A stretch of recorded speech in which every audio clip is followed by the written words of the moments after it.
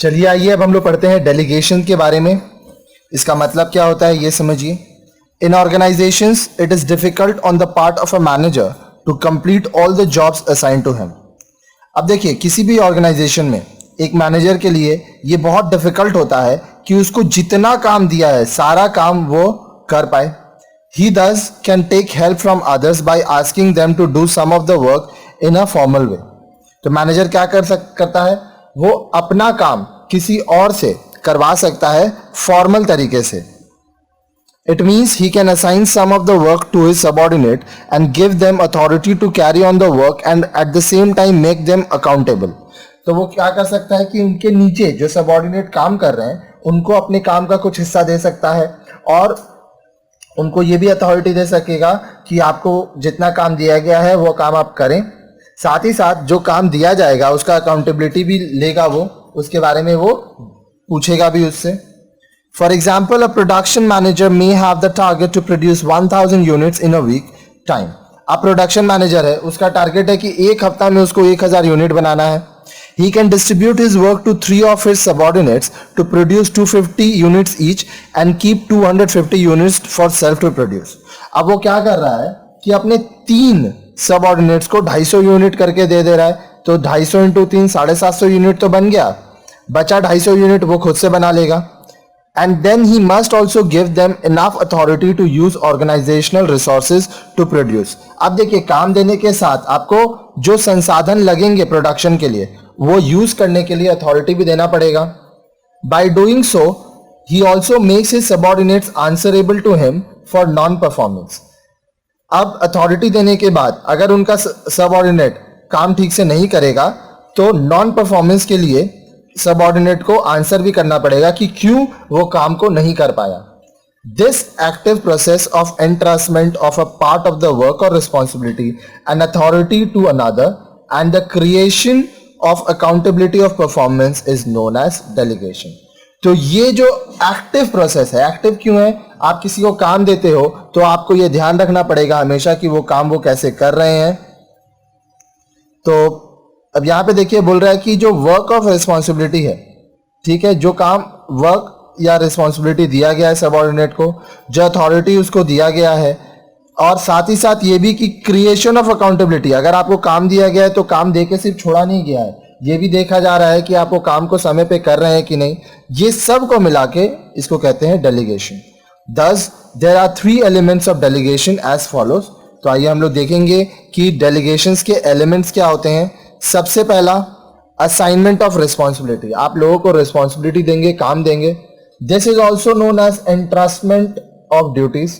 इसको entrustment of duties कहते हैं क्योंकि आप अपना काम किसी और को ट्रस्ट करके दे रहे हो। Duties can be divided into 2 parts. One part that the individual can perform himself and the other part that he can assign to his subordinates to perform.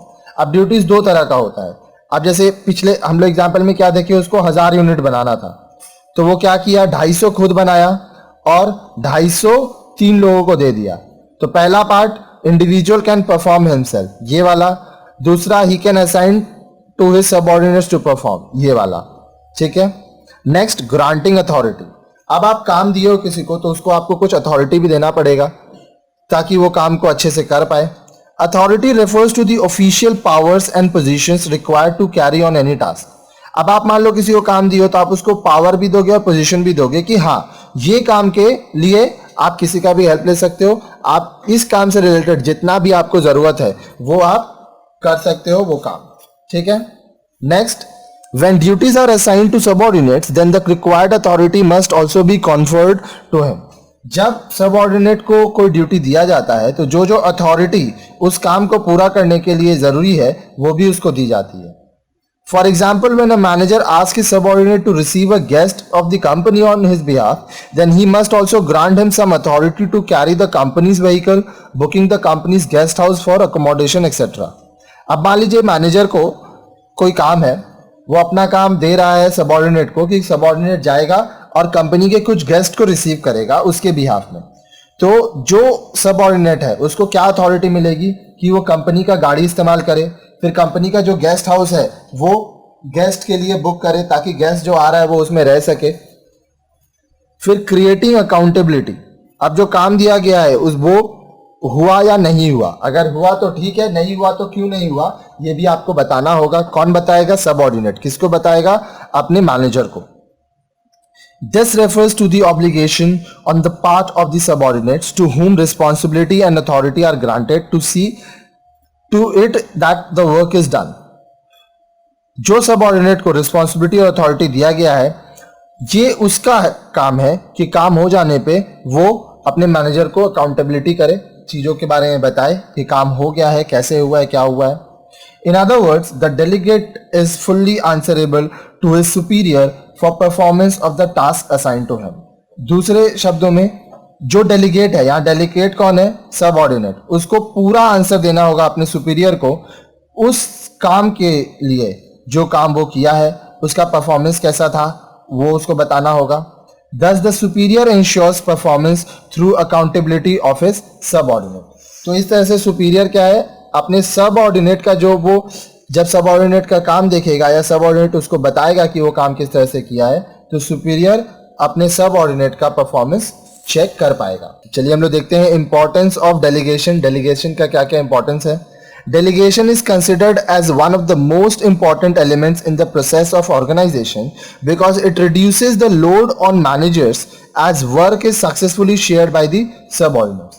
अब देखिए, delegation जो है वो process of organization में बहुत ही important element है, क्योंकि manager का बहुत सारा लोड कम हो जाता है। मैनेजर खुद से सारा काम नहीं करता है, वो अपना काम सबऑर्डिनेट में बांट देता है। तो इससे क्या होता है? काम अच्छे से भी होता है, समय पर हो पाता है और मैनेजर के ऊपर ज्यादा प्रेशर नहीं आता है। This improves the managerial effectiveness because by delegating a good part of work to the subordinate the managers are able to concentrate on more important matters which requires personal attention.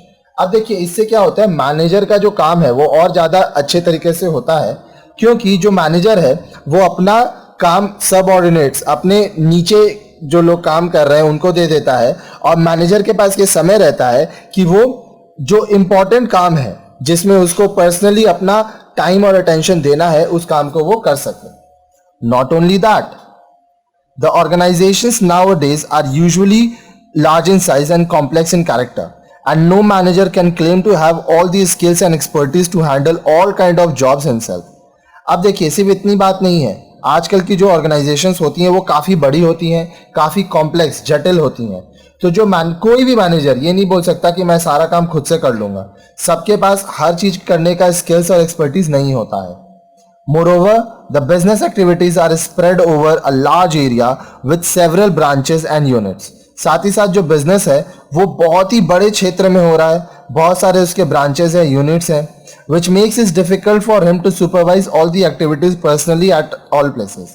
तो इसलिए manager के लिए difficult है कि वो personally सब जगह जाके हर एक चीज को अपने आंखों से देखे, उसको सुपरवाइज करे और उसको पूरा करवाए। The delegation of responsibility with commensurate authority offers a good workable solution। अब देखिए, जो डेलीगेशन है, जो रिस्पॉन्सिबिलिटी मिल रहा है और उसके साथ जो अथॉरिटी मिल रहा है, उससे क्या होता है कि काम करने का एक अच्छा तरीका होता है और काम करने का अच्छा प्लेटफॉर्म मिलता है। किसको? सबऑर्डिनेट को। This also provides an opportunity for subordinates to develop and motivates and prepares them for taking up higher responsibilities in future। इससे क्या होता है कि सबऑर्डिनेट को भविष्य में और ज्यादा रिस्पॉन्सिबिलिटी लेने के लिए मोटिवेशन मिलता है, सबऑर्डिनेट का डेवलपमेंट होता है क्योंकि वो चीज़ों को करता है। ठीक है।